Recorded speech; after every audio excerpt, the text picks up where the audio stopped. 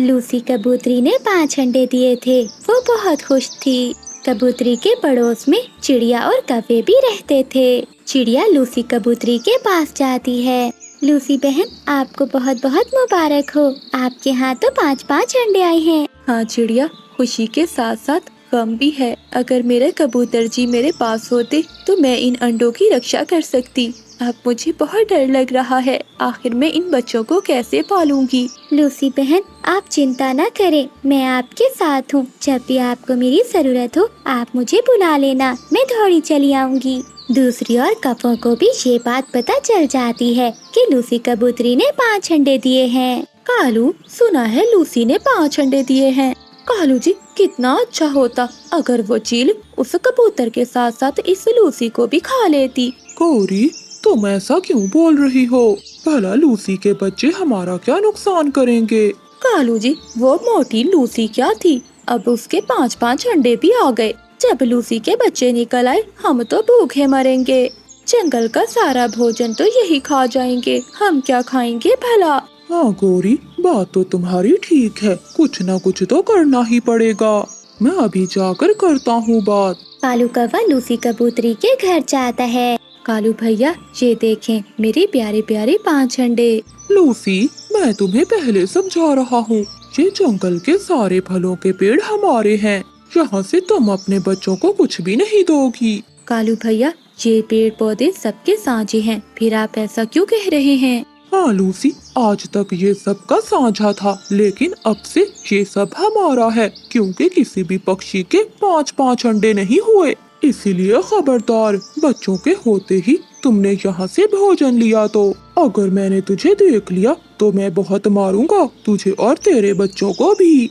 ऐसे धमकाकर कालू कौवा घर चला जाता है। ऐसे ही कुछ दिन बीत जाते हैं। लूसी कबूतरी के अंडों से बच्चे भी निकल आते हैं। अगले दिन लूसी कबूतरी अपने बच्चों से बोलती है, मेरे प्यारे बच्चों, आज मैं तुम सबका भोजन लेने दूसरे जंगल जा रही हूँ। हो सकता है मुझे आने में देर हो जाए। तुम सब रोना मत और घोंसले से बाहर नहीं जाना। अगर मैं चिड़िया बहन से मदद मांगूंगी तो आखिर कब तक? मुझे अपने बच्चों के लिए खुद ही कुछ करना होगा।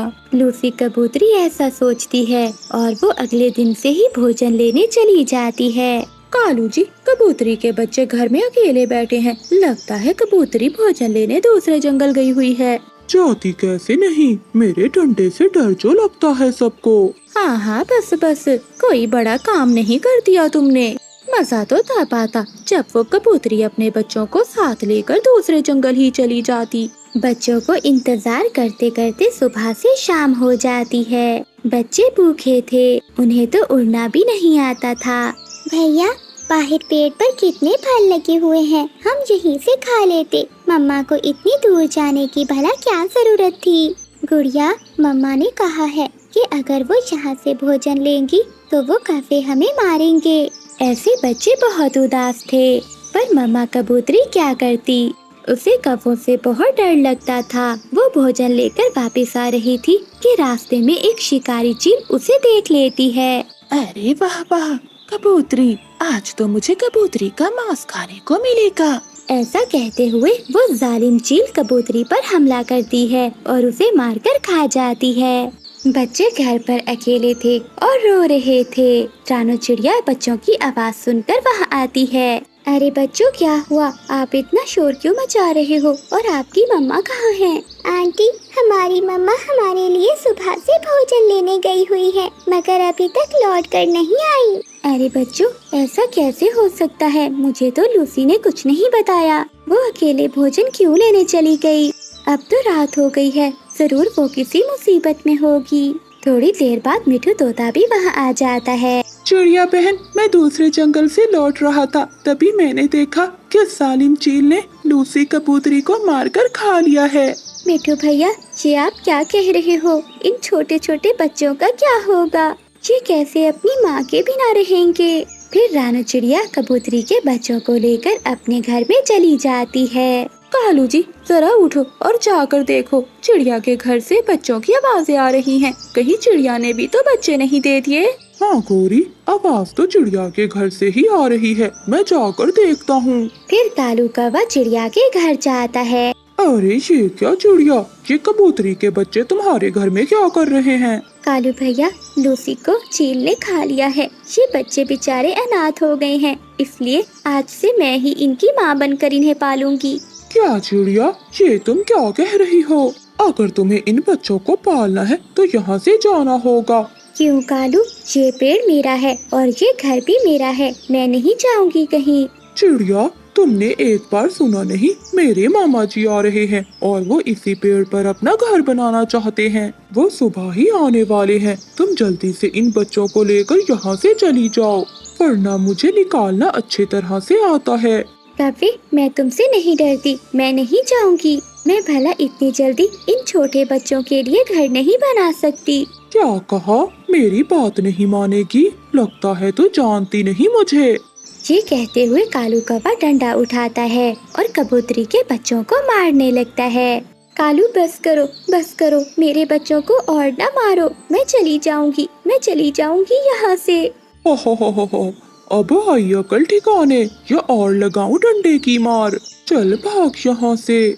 फिर रानू चिड़िया कबूतरी के बच्चों को साथ लेकर दुखी मन से वहाँ से चली जाती है। कालू कौवा हंसता हुआ अपनी पत्नी से बोलता है, गोरी, भगा दिया मैंने चिड़िया और कबूतरी के बच्चों को भगा दिया, और लूसी को भी एक चील ने खा लिया। अब कोई भी नहीं रहेगा हमारे पड़ोस में। अरे वाह वाह मेरे सुंदर पति जी, ये तो तुमने बहुत अच्छा किया। अब हम पास वाले घरों में किराएदार रखेंगे और वो हमें दाना देंगे। रात अंधेरी थी। चिड़िया खुले आसमान में अपने छोटे छोटे बच्चों को साथ लेकर खड़ी हुई थी। ऐ ऊपर वाले, मैं इन छोटे छोटे बच्चों को लेकर कहाँ जाऊंगी? अब आप ही मेरी कोई मदद करें, कोई रास्ता दिखाएं मुझे। रानू चिड़िया ऐसे रो रही थी। तभी वहाँ पर एक जादुई परी आती है। वो चिड़िया के लिए सबसे पहले एक सुंदर सा घर बनाती है। छोटी चिड़िया, ये जादुई घर है जहाँ पर तुम्हें भोजन की भी कोई कमी नहीं होगी। मैं इन छोटे बच्चों के लिए आई हूँ। आज से तुम इन छोटे बच्चों को साथ लेकर इसी घर में रहना। परी जी, आपका बहुत बहुत धन्यवाद। फिर परी वहाँ से आसमान में चली जाती है और चिड़िया कबूतरी के बच्चों को साथ लेकर घर में चली जाती है। अरे ये कौन सा फल है? पहले तो मैंने कभी नहीं देखा ऐसा फल। ऐसा कहते हुए गोरी कभी थोड़ा पास जाकर फल के पास बैठ जाती है। अरे ये फल तो बहुत स्वादिष्ट लग रहा है, मगर क्या करूं? अगर मैंने इस फल को खा लिया और मुझे कुछ हो गया तो? नहीं, मैं एक काम करती हूँ, पहले इस फल को किसी और को खिलाकर देखती हूँ, तब पता चलेगा। ये सोचते हुए गोरी कभी एक फल तोड़ती है और वहाँ से उड़ जाती है। थोड़ी दूर गोरी कभी को रानू चिड़िया मिलती है। चिड़िया, देखो मेरे पास कितना स्वादिष्ट फल है। अरे गोरी बहन, ये फल तो बहुत स्वादिष्ट लग रहा है। आपको कहाँ से मिला ये फल? चिड़िया, ये फल मुझे घनी झाड़ियों में से मिला है। ये फल बहुत स्वादिष्ट है। मैंने अभी अभी बहुत सारे फल खाए हैं। ये एक फल बचा हुआ था, सोचा तुम्हें ही दे दूं। अब तुम जल्दी से खाकर देखो ये कैसा है। तभी मिठू तोता और कबूतर भी वहाँ से उड़ते हुए जा रहे थे। वो उन दोनों को देखकर वहाँ आ जाते हैं।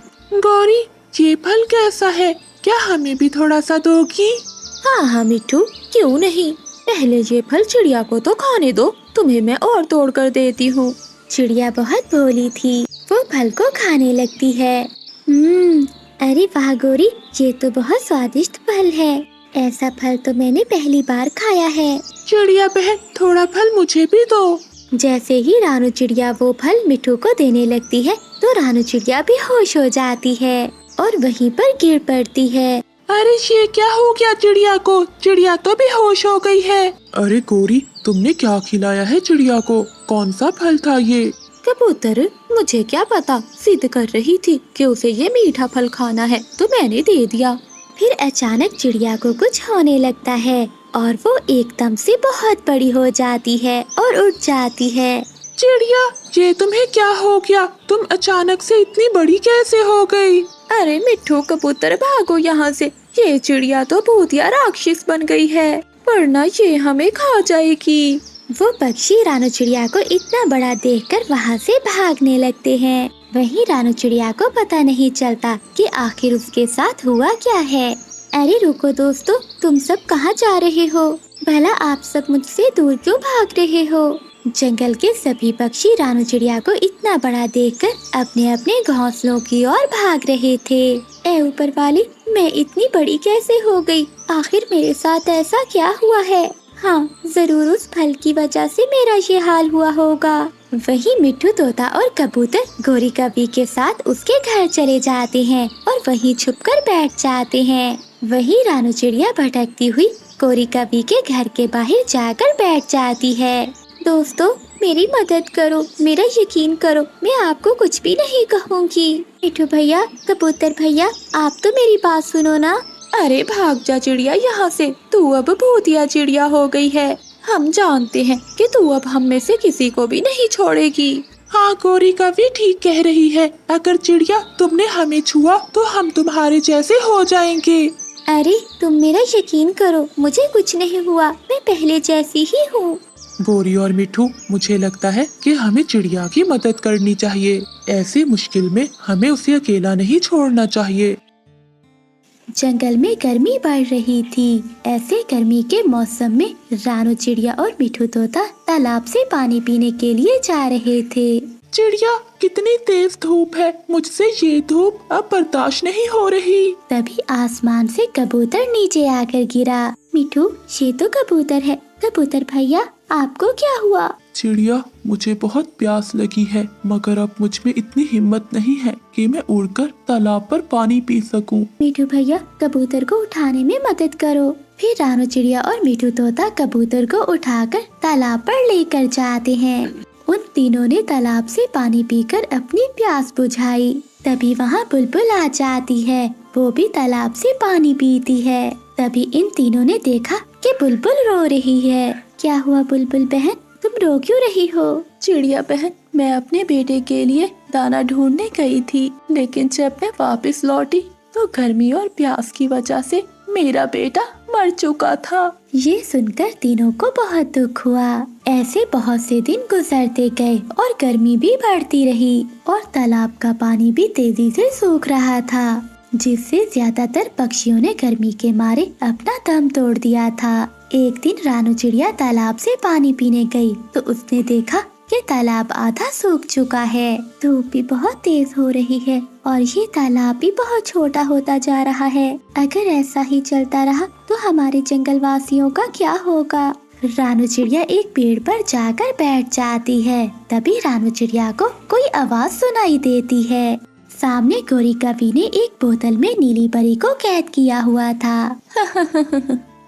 नीली परी, तूने मेरी ख्वाहिशें पूरी नहीं की ना, अब देखना मैं तेरा क्या हाल करती हूँ।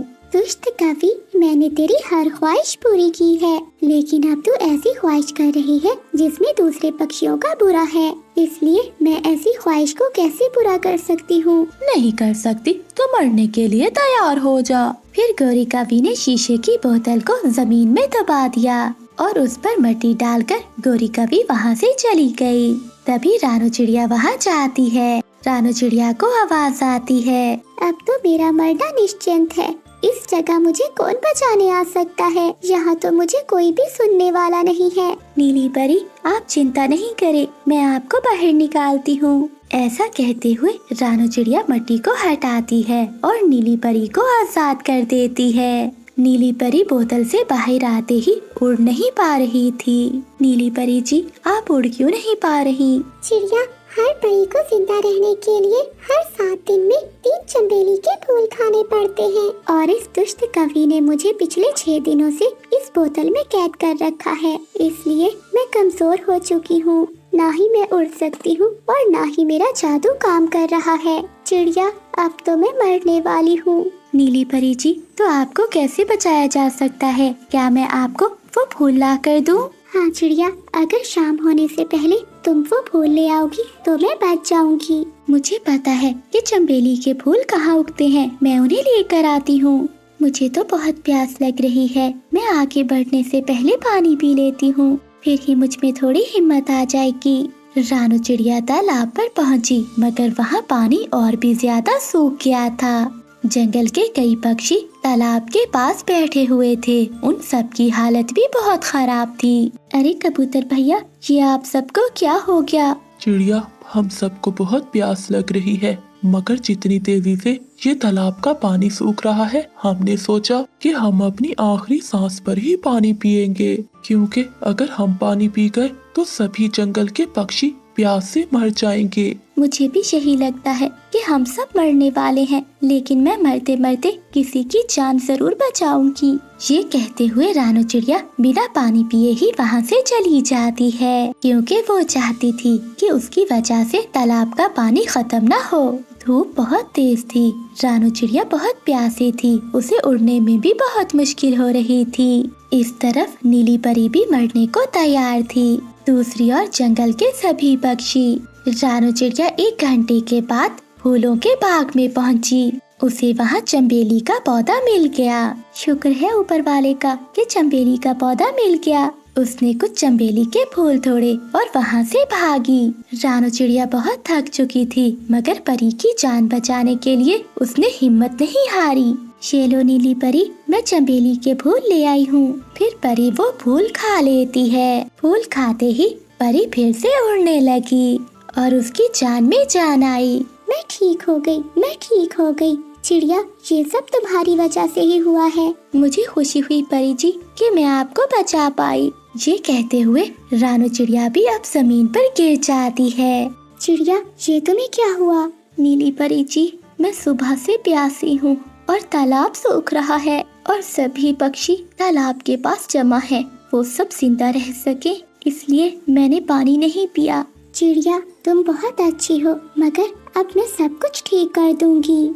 ऐसा कहते हुए परी ने अपनी छड़ी घुमाई और वो दोनों तालाब पर पहुंच गए, जहां सभी पक्षी बहुत बुरी हालत में पड़े थे। तालाब का पानी भी सूख चुका था। चिड़िया, तुम भी आ गई।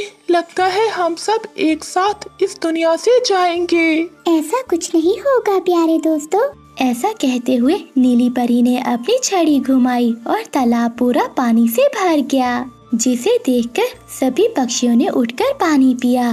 पानी पीने से सभी पक्षियों की जान में जान आई और उन सब के चेहरे खिल उठे। नीली परी, तुम्हारी वजह से आज हम सब की जान बच पाई है। हमें समझ नहीं आ रहा कि हम तुम्हारा कैसे धन्यवाद करें। नहीं, मेरी जान रानू चिड़िया ने बचाई है, तभी तो मैं आप सबकी जान बचा सकी। चिड़िया, तुम्हारा बहुत बहुत धन्यवाद। हम बहुत भाग्यशाली है कि तुम जैसी एक अच्छी चिड़िया हमारी दोस्त है।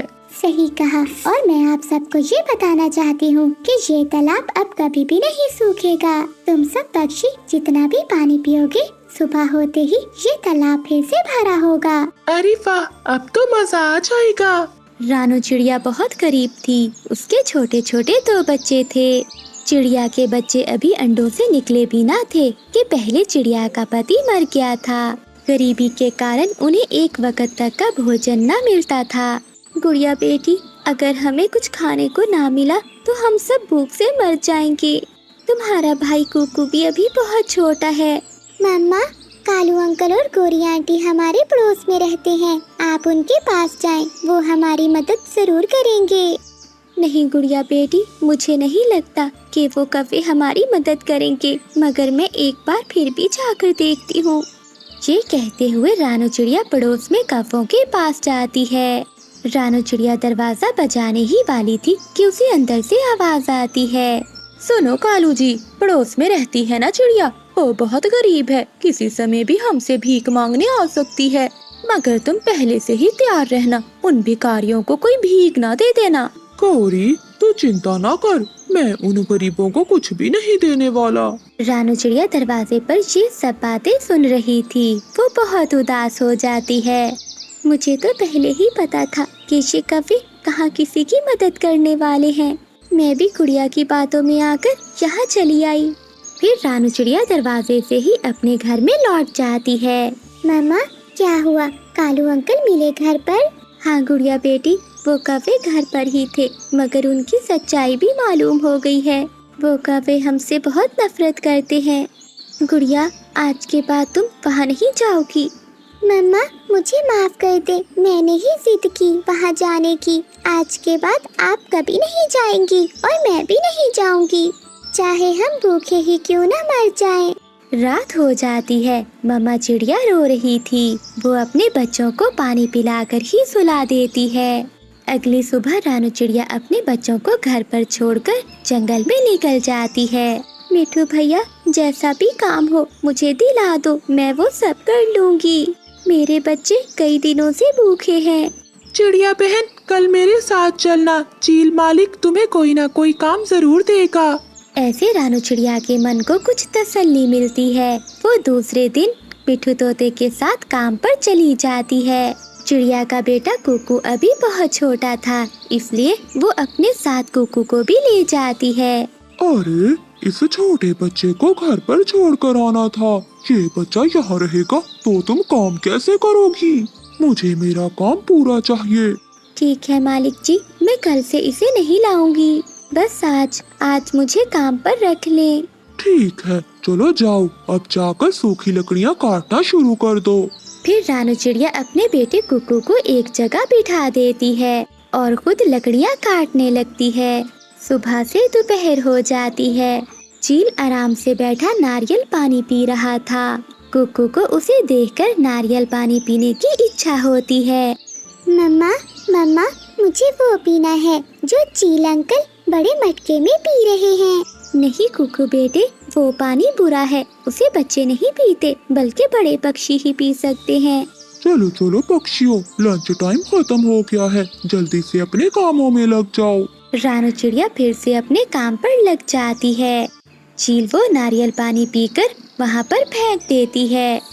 तभी कुकू वो नारियल को उठाकर एक एक घूंट बहुत चाव से पीता है। ये पानी तो बहुत अच्छा था, मैं इसे फेंकूंगा नहीं। मैं इसे अपने घर लेकर जाऊंगा और अपने आंगन में लगाऊंगा। ऐसे कुकू नारियल को अपने घर ले जाता है। कुकू बेटा, इसे फेंक दो, इसे बोने से नारियल का पेड़ नहीं उगेगा। नहीं मम्मा, मैं इसे बोऊंगा और आप देखना हमारा पेड़ बहुत बड़ा होगा। फिर छोटा कुकू उस नारियल को अपने घर के बाहर मिट्टी में गाड़ देता है। फिर वो सब सो जाते हैं। अगली सुबह कुकू जल्दी जल्दी उठता है। वो बाहर जाकर अपने पेड़ को देखता है तो वो खुशी खुशी अपनी मम्मा से बोलता है, मम्मा जल्दी आंखें खोलो और उठो, देखो बाहर मेरे नारियल का पेड़ लग चुका है। मम्मा वो तो बहुत बड़ा हो गया है और ढेर सारे नारियल भी लग गए हैं। बेटे ऐसा नहीं होता, एक ही रात में नारियल का पेड़ इतना बड़ा नहीं हो सकता और तुम्हारे नारियल का पौधा तो उग ही नहीं सकता, फिर बड़ा कहाँ से होगा। मम्मा मम्मा छोटा भैया सच कह रहा है, बाहर नारियल का पेड़ बड़ा हो गया है। फिर मामा चिड़िया अपने बच्चों के साथ उड़ती हुई बाहर आती है। उसे भी अपनी आंखों पर यकीन नहीं होता, वो चौंक जाती है। भला ये कैसे हो सकता है, नारियल का पेड़ यहाँ कैसे उगा होगा? क्या ये कोई सपना तो नहीं है? नहीं, ये कोई सपना नहीं है। जिस प्रेम से तुम्हारे बच्चे ने मुझे यहाँ लगाया तो मुझे तो उगना ही पड़ा। चिड़िया, मैं एक जादुई नारियल का पेड़ हूँ, तुम जितने चाहो उतने नारियल तोड़ सकती हो, मैं कुछ भी नहीं कहूँगा। फिर रानू चिड़िया नारियल तोड़ने के लिए पेड़ पर चढ़ती है। चिड़िया जैसे ही एक नारियल तोड़ती है तो वहाँ दूसरा नारियल उग जाता है। फिर मामा चिड़िया ढेर सारे नारियल तोड़ लेती है। फिर चिड़िया बाजार में नारियल बेचकर अच्छे खासे पैसे कमाती है। इसी तरह चिड़िया के हालात दिन ब दिन सुधरने लगे थे। अरे कालू, वो चिड़िया तो बहुत अमीर हो गई है, देखा नहीं उसने तो अपना घर पक्का बना लिया है। गौरी, वो नारियल पानी बेचने का काम करती है, सुना है उसके घर पर एक जादुई नारियल का पेड़ है। अच्छा, तो ये राज है। मैं भी सोचूं एक पेड़ पर इतने नारियल कैसे लग सकते हैं भला। कालू जी, ऐसे तो वो चिड़िया अमीर हो जाएगी। चलो उसका पेड़ काट देते हैं, ना रहेगा बांस और ना बजेगी बांसुरी। ऐसे योजना बनाकर वो दोनों रात को पेड़ काटने चले जाते हैं। वो जैसे ही कुल्हाड़ा पेड़ को मारने लगते हैं तो नारियल का पेड़ बहुत गुस्सा हो जाता है, तो वो पेड़ उन दोनों को अपनी शाखों से बहुत मारता है। शोर सुनकर रानू चिड़िया भी बाहर आ जाती है। अरे कव्वो, तुम यहाँ क्या करने आए हो? चिड़िया, हमें बचाओ, ये पेड़ हमें जान से मार देगा। नहीं नहीं चिड़िया, ये दोनों मुझे यहाँ काटने आए थे ताकि तुम नारियल पानी ना बेच सको। चिड़िया, हमें माफ कर दो, हम फिर से कभी ऐसा नहीं करेंगे। फिर रानू चिड़िया को उन पर दया आती है, वो उन्हें वहाँ से जाने देती है।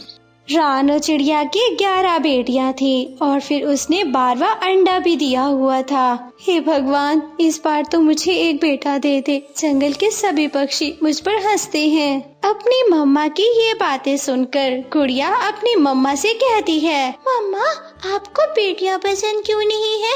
हम कितनी सुंदर हैं, लाल लाल पंखों वाली। गुड़िया बेटी, बात मेरी पसंद नापसंद की नहीं है, बात है समाज के पसंद की। समाज वाले मुझे ताना दे देकर मार देंगे। मगर मम्मा, आपको चिंता करने की कोई जरूरत नहीं है, आपकी बेटियां ही आपका फख्र होगी। गुड़िया बेटी, आप नदी से पानी लेकर आओ, मेरा पानी पीने का बहुत मन कर रहा है। ठीक है मम्मा, मैं जब तक पानी लेकर आती हूँ आप थोड़ा आराम कर लीजिए। गुड़िया वहाँ से चली जाती है। गुड़िया नदी पर जाती है तो वहाँ पर पहले से गोरी कवि बैठी हुई थी। अरे मेरी बेटी गुड़िया, गुड़िया आ गई, क्या करने आई हो तुम? गुड़िया आंटी, मैं अपनी मम्मा के लिए पानी लेने आई हूँ। मतलब तुम्हारी मम्मा के अंडे से बच्चा निकलने वाला है, इसलिए इतना ख्याल करके बैठी हुई है। हाँ गुड़िया आंटी, अंडे से मेरा भाई निकलने वाला है। बस बस गुड़िया, बहुत सुन लिया, मेरा भाई निकलने वाला है तो तुम्हारी माँ का बेटा।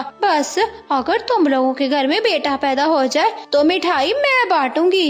गुड़िया आंटी, ये आप गलत बात कर रही हो। मेरा भाई पैदा होगा और मेरी मम्मा का सहारा बनेगा। क्यों, भाई ने सहारा बनना है? जो तुम 11 बैठी हो, तुमने आशिकों के पीछे भागना है। अब बहुत गंदी है, मुझे आपसे बात करनी ही नहीं चाहिए थी। हाँ, तुम कहाँ बात करती हो मुझसे? भाई बात तो तुमसे मैंने ही की है। ऐसी गुड़िया को सुनाकर गोरी कवि वहाँ से चली जाती है। कोलूपति जी, पता है आज उस छोटी चिड़िया के 12वें अंडे से बच्चा निकलने वाला है। गोरी, बच्चा ना कहो, बोलो बेटी निकलने वाली है उसके अंडे से। हाँ, मैं भी यही सोच रही थी। अरे पहले 11 अंडों में से 11 बेटियां, 12वें ने कौन सा आसमान से मुंह धोया है, यहाँ से भी बेटी ही निकलेगी। ओरी, तू भी अंडे दे दे, मुझे तू 12 बेटे दे दे, फिर मैं उस चिड़िया का मुकाबला अच्छे से करूँगा। मेरा सुंदर पति, मेरे शरीर में इतना दम नहीं कि तुम्हारे लिए 12 अंडे निकालूं मैं। अगर इतना दम नहीं तो फिर चिड़िया पे भी बातें करने की कोई जरूरत नहीं है। गोरी को घर में सुकून नहीं आ रहा था, वो सीधा चिड़िया के घर जाती है। कहाँ हो छोटी चिड़िया, बताओ तुम्हारे अंडे से बेटी कब निकलेगी? गोरी, हर समय हर बच्चे के निकलने के टाइम तुम आ जाती हो, इसीलिए मेरी बेटी निकलती है। चलो जाओ तुम यहाँ से, इस अंडे से मेरा बेटा निकलेगा। बेटा, वो भी तेरा? छोटी चिड़िया, मार मार के गंजा कर दूंगी। तू मेरी बात लिख ले, तेरे अंडे से सिर्फ और सिर्फ बेटी ही निकलेगी। गोरी, गलत बात है, तुम हमेशा मेरे लिए बेटी मांगती हो और अपने लिए बेटा। बेटा मांगते मांगते ऊपर वाले ने तुम्हें संतान ही नहीं दी। क्या तू मेरे बारे क्या बोल रही है?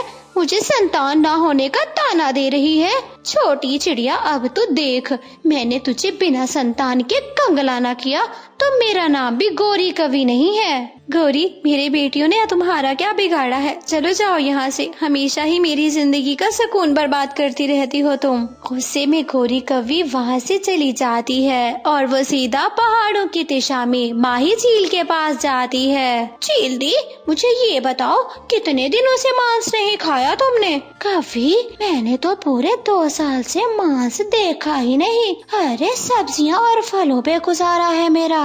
झील दी, तुम तो अपने चील परिवार का नाक कटवा रही हो।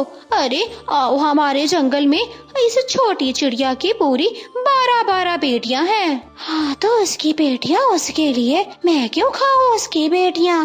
अगर तुम इसका उसका करती रही, अरे चीलों की बरादरी से निकल जाओगी। चील मांस खाता है, ना कि तुम्हारी तरह सब्जियां और फल। ना जाने किस बरादरी का बेगैरत चील है तू। गलत बात कर रही हो तुम। बताओ कौन सी चिड़िया है, उसका घर सफाया कर दूंगी। बोलो बोलो, बात अब मेरी चील बरादरी पर आई है। गौरी कवि चील को खूब भड़काती है और फिर उसको चिड़िया के घर का एड्रेस दे देती है। गौरी, अब तू चिंता ना कर, मैं उसका घर खाली कर दूंगी। गुड़िया बेटी, वो गौरी बहुत गंदी है, इंतकाम की आग भड़क रही है उसके मन में। चलो हम यहाँ से चलते हैं, आपकी नानों वाले जंगल में घर बनाएंगे अपना। गुड़िया की सिर्फ एक बड़ी बेटी उड़ना जानती थी। उसने अपनी 3 बहनों को पीठ पर बिठाया और फिर रानों ने अपना अंडा और अपनी बाकी की बेटियां उठाईं। वो सभी अपने नानों वाले जंगल के लिए चले जाते हैं। कोलू, कोलूपति जी, तुम्हें पता भी है उस छोटी चिड़िया की बेटियों का बंदोबस्त कर लिया है मैंने। गौरी, उसकी बेटियां हैं तो वो ही बंदोबस्त करेगी, उसने तुम्हारे जिम्मे तो नहीं लगाया। ना ना मेरा सुंदर पति, जिम्मे हर काम लगाया थोड़ी ना जाता है, उसने मुझे बाज होने का ताना दिया है। गौरी और कालू ऐसे बातें कर ही रहे थे कि फिर उसी समय गौरी की बहन आ जाती है। मेरी सुंदर बहन, तूने तो बताया ही नहीं कि तू आ रही है। हाँ गौरी बहन, कैसे बताती, तुम्हारे जीजा जी ने घर से निकाल दिया है मुझे। क्यों, ऐसा क्या कर दिया तुमने कि उस गंदी नाक वाले ने तुझे घर से निकाल दिया? बस मेरी बहन गौरी, मेरे अंडे में से 12वां बेटा निकला है। वो कहता है कि 12 बच्चों की जिम्मेदारी वो नहीं संभालेगा, इसलिए घर से निकाल दिया। मेरी प्यारी बहन, वैसे जगह तो मेरे घर में भी नहीं है, छोटा सा घर है। सामने वाले घर में एक चिड़िया रहती है, उसकी 12 बेटियां हैं और तुम्हारे भी 12 बेटे हैं। जाओ जाओ उसके घर जाओ, बड़ी दयालु है, घर में भी रखेगी, दाना भोजन भी देगी। गौरी अपनी बहन को वहीं पर भेज देती है। गौरी की बहन जाकर देखती है घर में तो कोई नहीं था। अरे, बाजी तो कह रही थी कि 12 बेटियों की माँ रहती है, मगर यहाँ पर तो कोई नहीं। गौरी की बहन अपने बच्चों को सुलाकर खुद भी सो जाती है। जब से कवि ने मुझे जेल बरादरी से निकालने की धमकी दी, तब से नींद नहीं आ रही। मैं तो अब जाऊंगी, उसकी 12 के 12 बेटियां खा कर ही आऊंगी। माही चील को रात में भी सुकून नहीं आ रहा था। वो माही चील जल्दी से उड़ती है और वो सीधा चिड़िया के घर आती है। ये घर चिड़िया का तो नहीं, ये तो कवि है। चाहे जो भी है, अब तो मैं मांस खाऊंगी, खाऊंगी तो खाऊंगी। चील मिनटों में उसके 12 बच्चे चट कर जाती है और फिर आखिर में गौरी की बहन को भी खा जाती है। सुबह हो जाती है। सुबह ही सुबह गौरी कवि अपनी बहन को देखने के लिए जाती है। हाय हाय, ये क्या हो गया? मेरी सुंदर बहन अपने 12 बच्चों के साथ मर गई है। ना जाने किसने मारा होगा मेरी बहन को। अरे, रानो चिड़िया कहाँ है? रानो तो नजर ही नहीं आ रही। अगर उस चील ने रानो की बेटियों को खाया होता तो उसके पंख होते, मगर ये तो मेरे भांजों के पंख हैं। हाय, ये मैंने क्या कर दिया? मुझे तो बहुत बुरी सजा मिली। मैंने अपनी बहन और अपने भांजे गवा डाले। जंगल में सभी पक्षी बहुत अच्छे से रह रही थी। उन दिनों दाने की कमी न होने के कारण सब बहुत मजे में थे। इधर गर्मियाँ शुरू हो चुकी थी, जिसकी वजह से सभी पक्षियों के बच्चे बीमार होना शुरू हो गए थे। सभी बच्चों की मम्मा पापा उनको डॉक्टर तोताराम के पास ले जाते हैं, जिससे वो सब ठीक हो जाते हैं। कौवे का बच्चा भी बीमार हो गया था। कौवा अपने बच्चों को लेकर बहुत चिंतित था। कौवे ने अपने बच्चे को ठीक करने के सारे टोटके लगा लिए, लेकिन जग्गू तो ठीक होने का नाम ही नहीं ले रहा था। कालू, तुम हमेशा आलसी ही रहना, तुम्हें हमारे बच्चे की जरा भी परवाह नहीं है। कब से जग्गू बीमार पड़ा है, मजाल है कि तुम उसे डॉक्टर तोताराम के पास लेकर जाओ। शुरू हो गए तुम्हारे फिर से ताने। जरा सा भी मुझे सुकून नहीं लेने देना। कालू, मेरा जग्गू को लेकर चलो जल्दी से तोता डॉक्टर राम के पास। डॉक्टर तोताराम, देखिए, मेरे बच्चे को पता नहीं क्या हुआ है। पिछले 2-3 दिन से कुछ खा पी नहीं रहा है। हाँ प्लीज इसको चेक करें, देखिए इसे क्या हुआ है और इसे दवाई दे ताकि ये ठीक हो जाए। मैं अपने बेटे के लिए बहुत ज्यादा परेशान हूँ। अरे हाँ, चेक तो मैं कर ही लूँगा, पर पहले ये बताओ कि तुम दोनों मेरी फीस लेकर आए हो, क्योंकि फीस के बगैर में तो इलाज बिल्कुल नहीं करता। अगर तुम फीस नहीं लाए हो तो इसे यहाँ से वापस ले जाओ। डॉक्टर तोताराम, आप फिक्र ना करें, मुझे पता है कि आप बिना फीस के इलाज नहीं करते हैं। देखो 2 अमरूद लेकर आई हूँ। हाँ ठीक है, अब आए ना तुम लाइन पर। अब मैं तुम्हारे बच्चे का चेकअप करता हूँ और दवा भी देता हूँ। कल तक ये ठीक हो जाएगा और भागता भी फिरेगा। ये लो 2 शीशियाँ, एक सुबह पिलानी है और एक यार रात को पिलानी है। जग्गू की दवाई लेकर कालू कौवा वापस घोंसले में आ जाता है। अरे अरे, डॉक्टर तोताराम के भी मजे है, कुछ करता वरता तो है नहीं, बस नीली पीली शीशियाँ दे दी। अरे रे, सारे पक्षियों से फीस भी लेता रहता है, फिर सारे पक्षी उसकी इज्जत भी बहुत करते हैं। मेरे ख्याल से तो मुझे डॉक्टर बन जाना चाहिए, फिर मुझे भी भोजन नहीं ढूंढना पड़ेगा और ये सब मेरी बहुत इज्जत करेंगे। वाह वाह कालू, ये प्लान बनाया है, लेकिन असल में समस्या तो ये है कि डॉक्टर बनाएगा कौन। फिर कालू कौवा दिमाग लगाता है और सोचता है कि पहले मुझे किसी से डॉक्टरी सीखनी पड़ेगी, उसके बाद मुझे डॉक्टर बनना होगा। फिर उसे याद आता है कि पास वाले जंगल में डॉक्टर उल्लू रहता है, जो कि उसके बचपन का दोस्त है। हाँ, मैं उल्लू के पास ही जाता हूँ, आखिर वो मेरे बचपन का दोस्त है। मैं उससे बोलता हूँ कि 1-2 दिन में मुझे डॉक्टरी सिखा दे, बस फिर क्या, फिर मैं जंगल में आऊँगा और सुकून से डॉक्टरी करके जिंदगी गुजारूंगा और भोजन लेने भी नहीं जाना पड़ेगा। ये सोचकर वो कालू कौवा जंगल की तरफ जाता है और वह सीधा उल्लू के पास जाता है। अरे यार, कुछ कहना है तुम्हें? हाँ प्लीज मेरी बात ध्यान से सुनना, तुम मुझे डॉक्टर बना दो, 1-2 दिन में मुझे सारा का सारा सिखा दो, फिर डॉक्टर कैसे होते हैं मैं भी सारा कुछ सीख के अपने जंगल में चला जाऊंगा और सारे पक्षियों का इलाज करूंगा। अरे कालू दोस्त, मेरे दोस्त, डॉक्टर बनना इतना आसान नहीं है, इसमें तो बहुत मेहनत लगती है। अगर डॉक्टर बनना इतना ही आसान होता तो जंगल के सभी पक्षी डॉक्टर ही न बन जाते। पहले तो मुझे ये बताओ कि तुम्हारे शैतानी दिमाग में डॉक्टर बनने का ख्याल आया कहाँ से? बचपन के दोस्तों तुम मेरे। पता है, कोई ना कोई तो खुरापाती मेरे दिमाग में चलती ही रहती है।